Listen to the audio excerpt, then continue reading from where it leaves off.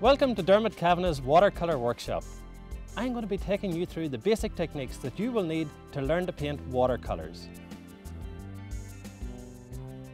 We're going to be looking at some of the exercises that you really need to grasp, and then we'll go outside, gather some information, come back to the studio and do a full-blown painting.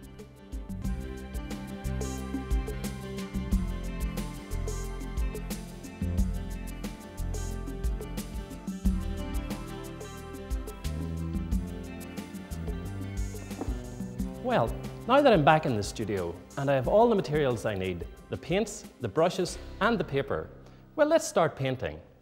What we're going to deal with first are loose washes, like we use in skies and trees. So we'll start off with the sky, and to make the sky really effective, we must previously mix the washes so that we have them ready to go and they all bleed together whenever we put them onto the paper. The first wash is a mixture of raw sienna with water, and lots of water, because we want to have a nice loose wash. The next one, we're going to have the cloud shadows, and for the cloud shadows, we want to use a mixture of ultramarine and light red. And that gives us a nice purplish blue for the cloud shadows. It doesn't do any harm at all to introduce a little bit of crimson into that wash, just to give us that nice warmth in the cloud shadow. And then we move on to the blue of the sky, and for that, I'm just washing the brush and then going into the ultramarine. Ultramarine is a very strong blue. And if we put that into the tray and then take the edge of it slightly, we want to kill it down with light red. And that just diffuses it slightly to give us a more realistic blue. Now, to apply the washes, we need to first wash the brush again. And we're going to start with the sunlit area of the sky, the clouds. And people think sometimes that the sunlit area of clouds is white, but if you have sun shining on a cloud, there's going to be warmth in it, and we use yellow to warm the white of the cloud. That's the raw sienna and water. So I'm going in there first and putting on a rough cloud shape. Now, as the sky recedes towards the horizon, it fades quite a bit, so we put a wash of raw sienna and water along the horizon as well. Then we go straight in with the cloud shadow colour, and this was light red and ultramarine. And we put the cloud shadow on the underside of the cloud. That just gives us a nice bluing effect. If we have the sun coming in from top right, our cloud shadows are going to be on bottom left. You're going to have a few runs there, but don't worry too much about that, as long as you just control them as the wash is drying. Then we're going in to the blue of the sky. This is ultramarine with light red, and we bring that in from the top right and left hand corners and then bring it across the center. All the time watching for runs and shaping the top of the clouds as we go. Then wash the brush again. I'm going into the bucket, cleaning the excess paint off the brush, and then I'm going to blend and soften some of the edges so that we have hard edges and soft edges. Bringing that down, shaping the clouds as we go. Now, you can hear the brush scratching against the paper, but we're leaving some white areas.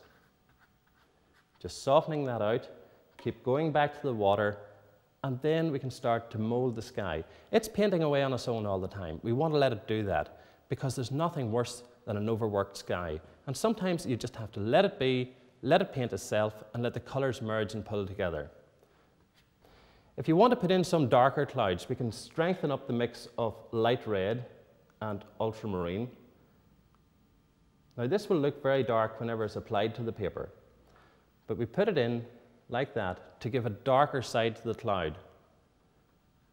And as the cloud recedes into the distance, they get smaller, because perspective is working in the sky all the time. That's the only thing we have to remember. So you're going to have a lot of small clouds as they recede into the distance. I want to darken this one up here slightly, just to give us a big stormy sky there. And then into the water again, we can wash the brush and soften out some of those cloud shadows just by pulling the water through the paint while it's wet. Now, whenever this paint starts to dry, we must leave it alone, because then we'll start and get hard edges in the sky, and we don't want that. We want it to look soft and free. There's a beautiful sky in a couple of minutes. But there's still another one I want to show you, and that's the graded wash. And that's where we're going to change the strength and the colour of the wash as it comes down the paper. Now what we want to do for that is start off with ultramarine with a little bit of light red. And it's a very strong blue. The light red just takes the edge off it. And we're going to start with that across the top in a nice, broad, thick wash. Now you can see we have a little well of paint. And we just bring that down the paper.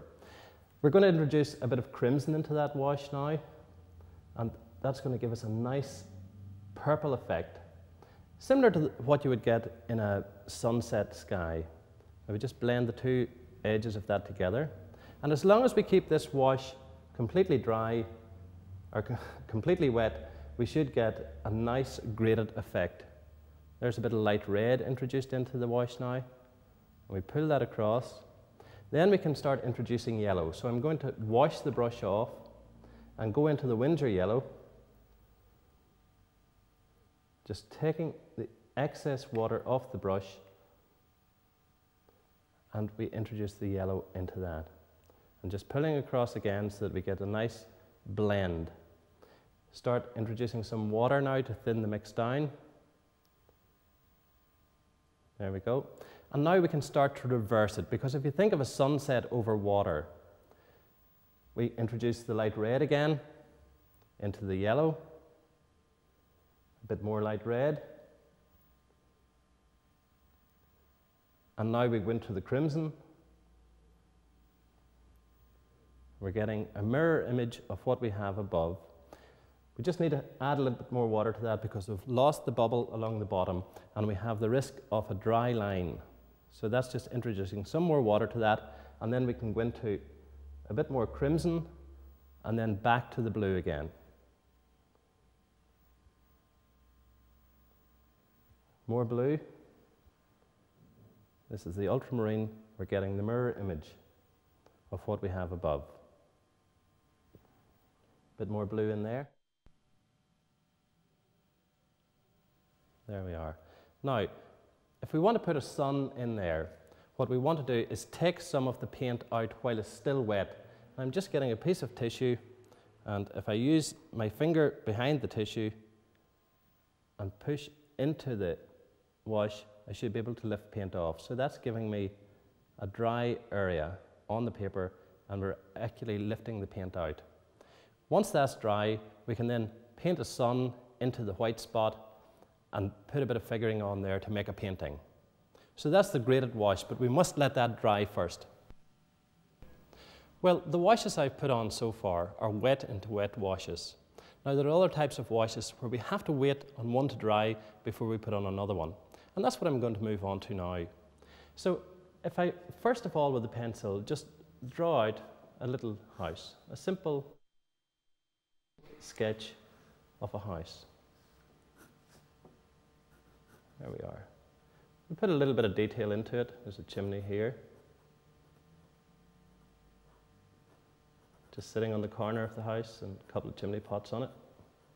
And to the back we have a little outshot, a bit of a kitchen at the back. And we'll tie that to the ground with a little bit of grass along the bottom. Now, whenever the sun hits the surface of a house, you'll have a light side and a dark side. But what I'm going to do first of all, just pop a little window in there, and a doorway. We need to, first of all, put an underlying wash. Now, we're going to change brushes. We've been using the 3/4 inch flat brush, which is great for covering space and doing lots of broad areas. But now we need to change, and I'm changing over to the number 8 round. This just gives you a little bit more control over the detail. So what I'm going to do is go into a mixture of raw sienna and water with a little touch of crimson. Lots of water in here just to give us a very weak wash.